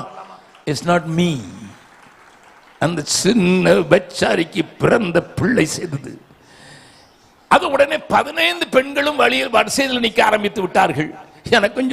எனக்கும் பிரச்சனை இருக்குது, எனக்கும் பாடு இருக்குது. ஆகையினால என்னை கூட்டிக் கொண்டு போன ஏஜென்ட், ஐயோ இவன் எல்லாரையும் கெடுத்துருவாளான்னு சொல்லிட்டு என்னை பத்திரமாய் திரும்ப கொண்டு வந்து வைத்தார். அக்கினி ஊடாய் நடந்தாலும் ஆழியில் தண்ணீரை கடந்தாலும், அக்கினி ஊடாய் நடந்தாலும் ஆழியில் தண்ணீரை கடந்தாலும், சோதனையோ மிக பெருகினாலும் துயம் நமக்கீந்ததம் சொத்தரிப்போமே. ஆஹா அற்புதமே அவர் நடத்துதலே, ஆனந்தமே பரமானந்தமே, நன்றியால் உள்ளமே மிக பொங்கிடுதே. நாம் அல்லேலூயா துதி சாற்றிடுவோம். இது எப்பொழுது தெரியுமா சாத்தியமாகும்? இது எப்பொழுது தெரியுமா சாத்தியமாகும்? நான் மறுபடியும் சொல்லுகிறேன், தூரத்தில் எனக்கு வைக்கப்பட்டிருக்க மெய்யான நகரத்தை தேவன் கட்டி கொண்டிருக்கிறார் என்கிற எண்ணங்கள் நம்மை மேலோங்கி அது நம்மை முழுவதுமாக பிடித்து, இந்த உலகத்திலே நான் அந்நியன் பிரதேசி, நான் இந்த பூமிக்கு சொந்தக்காரன் அல்லவே அங்கே என்கிற எண்ணத்தோடு மட்டும் வாழ படித்து விட்டாள் நம்முடைய கண்கள் பிரகாசமானதுமாக மாறி மேலான பரம தேசத்தையே விருப்பம் கொள்ள அந்த விருப்பம் நமக்குள்ளே உருவாகும். பவுல் கட்டப்பட்டிருக்கையில் சொல்கிறான், இந்த சரீரத்தை விட்டு பிரிந்து அவரோடு கூட இருக்கிறது ரொம்ப ஆசையா இருக்குது, ரொம்ப ஆசையா இருக்குது. ஏன்னா எனக்கு என்ன தீர்ப்பு கிடைக்குமோன்னு தெரியாது. அந்த பாடுகள் அவனுடைய எந்த சந்தோஷத்தையும் கெடுத்து விடாததினால்தான் அவன் சந்தோஷமாயிருங்கள் என்று சிறைச்சாலையிலே மரண தண்டனைக்கு ஆயத்தப்பட்டு கொண்டிருக்கிற அவனுக்கு எழுதுவதற்கு தைரியமும் பலம் வந்தது. உண்மையான தேவ சந்தோஷத்தை அனுபவிக்க விரும்புகிறீர்களா? உங்கள் கண்களை கொஞ்சம் தூரத்திலே பார்த்து தேவன் உங்களுக்கு உண்டாகுகிற அந்த பெரிய நகரத்தை எனக்கு ஆயத்தம் பண்ணுகிறார் என்று எமிலன் எழுதினார்களவா. ஒளிமயமான அந்த நாடு எத்தனை அழகானது, நேர்த்தியானது. ஐயா, எங்களுடைய கண்கள் அப்படி திறக்கப்பட வேண்டும் என்று சொல்லுகிறோம் மாத்திரம். வலது கையை தூக்கி, ஆண்டவரே எங்களுக்கு அப்படி உயர பார்க்கிற பார்வை, பரம தேசத்தை பார்க்கிற பார்வை, எல்லாவற்றுக்கும் மேல மேன்மையான பரம தேசத்தை பஞ்சிக்கிற ஒரு வாஞ்சை எங்களுக்கு தருவீராக. அப்படி கையை வைத்துக் கொண்டு இந்த பாடுகளை ஒட்டு பாடலாமா? இவ்வுலக பாடு என்னை என்ன செய்திடும், அவ்வுலக வாழ்வை காண காத்திருக்கிறேன். இவ்வுலக பாடு என்னை என்ன செய்திடும், அவ்வுலக வாழ்வை காண காத்திருக்கிறேன். ஆனந்தம் கொள்ளுவேன், அவரை நான் பாடுவேன் உயிருள்ள நாள் வரையில். ஹல்லேலூயா, ஆனந்தம் கொள்ளுவேன், அவரை நான் பாடுவேன் உயிருள்ள நாள் வரையில். இறுதியாக ஒன்றை மாத்திரம் கூறி வேகமா முடிக்கிறேன், தயவு செய்து மன்னித்துக் கொள்ளுங்கள். சாதாரணமாக இந்த பகுதிகளில் 9 மணிக்கு முடியும் என்று தான் போதகர் சொன்னார். ஆனால் பிந்தி தந்ததினாலே நான் கொஞ்சம் பேசி முடிக்க வேண்டும் என்று ஒரு வசனத்தை வாசிக்கலாம். 35வது வசனம். ஸ்திரீகள் சாக கொடுத்த தங்களுடையவர்களை உயிரோடு எழுந்திருக்க பெற்றார்கள். இப்படியெல்லாம் விசுவாசத்தை கொண்டு பெரிய பெரிய கிரியைகளை அனுபவித்த ஒரு பெரிய கூட்டத்தை எபிரேய நிருப ஆக்கியோன் காட்டி கொடுத்து விட்டு ஒரு சொல்கிறான், வேறு சிலர் மேன்மையான உயிர்த்தெழுதலை அடையும்படிக்கு. மேன்மையான என்னையா உயிர்த்தெழுதல் தான் எல்லாருக்கும் நியமிக்கப்பட்டிருக்கிறது. உயிர்த்தெழுதல் கர்த்தருக்குள் மரித்தவர்களுக்கு ஒரு நாள் வரும் என்று எழுதப்பட்டிருக்கிறது. இதென்ன மேன்மையான உயிர்த்தெழுதல்? என்ன கேட்கிற அருமையானவர்களே, இதனை சரியாக நீங்கள் புரிந்து கொள்ள வேண்டும் என்றால் வெளிப்படுத்தல் 20வது அதிகாரத்திற்கு திரும்ப வேண்டும். அங்கேதான் இதனுடைய விளக்கத்தை ஆண்டவர் நமக்கு எழுதி வைத்திருக்கிறார். வெளிப்படுத்தல் 20வது அதிகாரம் 4வது. அன்றியும் நான் சிங்காசனங்களை கண்டேன், சிங்காசனங்களை கண்டேன், அவைகளின் மேல் உட்கார்ந்தார்கள்.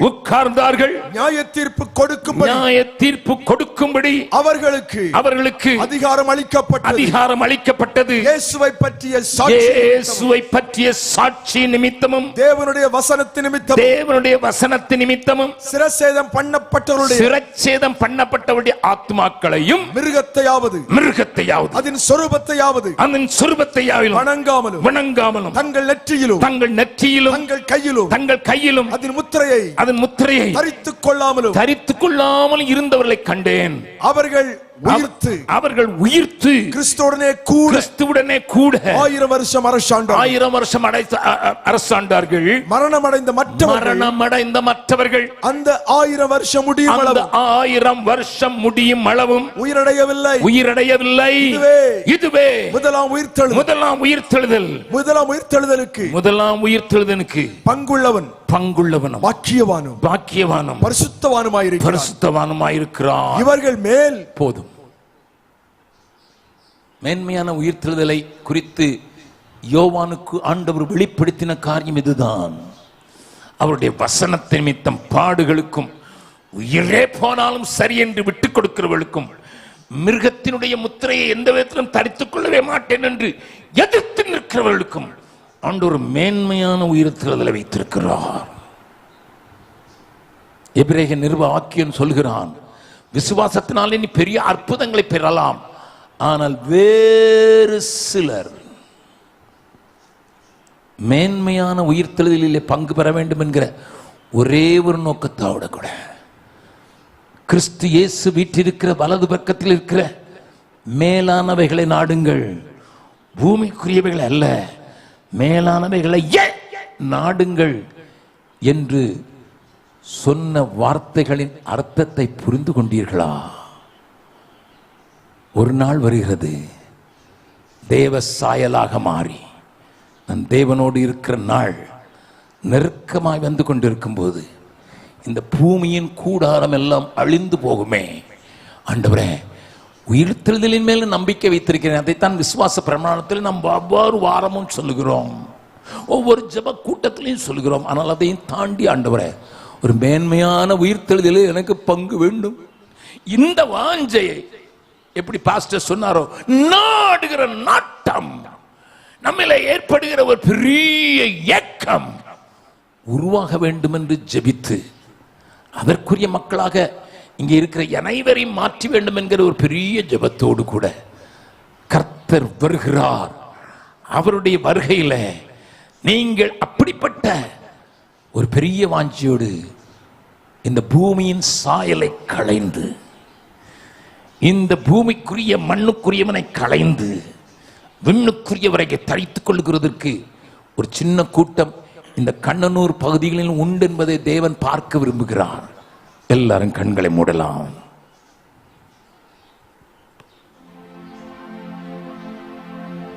மேன்மையான சுதந்திரம்,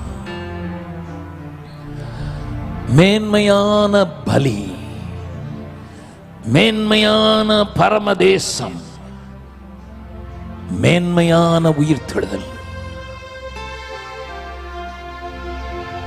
தேவ சாயலாக மாறி இந்த பூமிக்குரியவர்கள் அல்ல என்பதை நிரூபிக்கிற வாழ்க்கைக்கு என ஒப்புக் கொடுக்கிறேன் என்று சொல்லுகிறவர்களுக்காக நான் ஒரு நிமிடம் ஜெபிக்க விரும்புகிறேன். அவர்கள் மாத்திரம் இருக்கிற இடத்திலே இந்த பூமிக்குரியவர்களாக நாங்கள் வாழ்ந்து விடாதபடிக்கு தேவ சாயலை தரித்துக் கொண்டவர்கள் இந்த பூமிக்கு காண்பிப்பதற்கு எங்களை ஒப்பிட்டுக் கொடுக்கிறோம் என்று சொல்லுகிறவர்களுக்கு தேவ கிருபை இந்த கூட்டங்களிலே பெரிய வருவதற்கு அடையாளமாக ஆண்டவர் உங்களை தொட விரும்புகிறார்.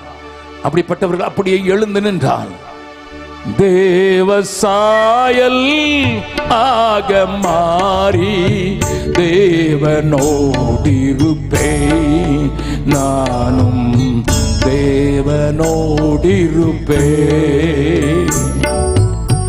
தேவ சாயல் ஆக மாறி தேவனோடிருப்பேன், நானும் தேவனோடிருப்பேன். அந்த நாளும் நெருங்கிடுதே, அதிவிரைவாய் நிறைவேறுதே. அந்த நாளும் நெருங்கிடுதே, அதிவிரைவாய் நிறைவேறுதே. மண்ணின் சாயலை நான் களைந்தேன், விண்ணவர் சாயல் அடைவே, விண்ணவர் சாயல் அடைவே. தேவ சாயல் ஆக மாறி தேவனோடிருப்பே, நானும் தேவனோடிருப்பே. ஒரே ஒரு கவியை இருதயத்தின் ஆழத்திலிருந்து பாடுபட்டதாக 2 கரங்களையும் கூப்பி, ஆண்டவரே, பூமியின் கூடாரம் பலவீனமானது, அது அழிந்து விழக்கூடியது. அதற்கு நான் செலவழிக்கிற நேரம் ஏராளம். பூமியின் கூடாரத்திலே வாழ்கிறேன், அதற்கு நான் செலவழிக்கிற பணம் ஏராளம், நேரம் ஏராளம், எடுத்துக்கொள்ளுகிற காரியம் ஏராளம். ஆனால் என்னை மாம்ச சிந்தையிலிருந்து விலக்கி ஆவிக்குரிய சிந்தையாய் மாற்றுகிறது மாத்திரமல்ல, என் கண்கள் உயிரே பார்க்கத்தக்கதாக, நீ வைத்திருக்க அந்த மேலான காரியத்தை பார்க்கத்தக்கதாக நிலத்தின் ஆழத்திலிருந்து அறிக்கையிட்டு பாடலாமா? பூமி என் கூடாரம் என்றும் பலவீனமே அழிந்திடுமே. பூமி என் கூடாரம் என்றும் பலவீனமே அறிந்திடுமே. கைவேலை அல்லாத பொன் வீடு கண்டடைந்து வாழ்ந்திடுவே, கண்டடைந்து வாழ்ந்திடுவே. பூமி என் கூடாரம் என்றும் பலவீனமே அழிந்திடுமே. பூமி என் கூடாரம் என்றும் பலவீனமே அழிந்திடுமே. கைவேலை அல்லாத பொன் வீடு கண்டடைந்து வாழ்ந்திடுவேன், கண்டடைந்து வாழ்ந்திடுவேன். வல்ல பிதாவே, உம்முடைய வார்த்தைகளை கொஞ்சம் காண்பித்து கொடுத்தேன். உம்முடைய ஜனங்களும் அந்த ஆவலை உடையவர்களாய் இருக்கிறார்கள். விருப்பத்தை உண்டாக்கினவர், செய்கை உண்டாக்குறவர் நீர் ஐயா. ஆவியானவரே, விருப்பத்தை உண்டாக்கி இருக்கிறீர், இது செய்கையாக மாற்றப்படட்டும். இந்த தேசம் தேவனை அறிவதற்கு தன்னை பரிபூர்ணமாக ஒப்புக் கொடுத்த ஒரு கூட்டம் இருக்கிறது என்பதை எங்கள் நாட்களில் நிரூபிப்பதற்கு நீங்க வந்து இந்த வசனத்தை கேட்ட ஒவ்வொருவருக்கும் உதவி செய்யும்படியாய் நான் ஜெபிக்கிறேன். கிருபை அனைவரோடு கூட இருப்பதாக, இயேசுவின் நாமத்தினாலே ஆமென்.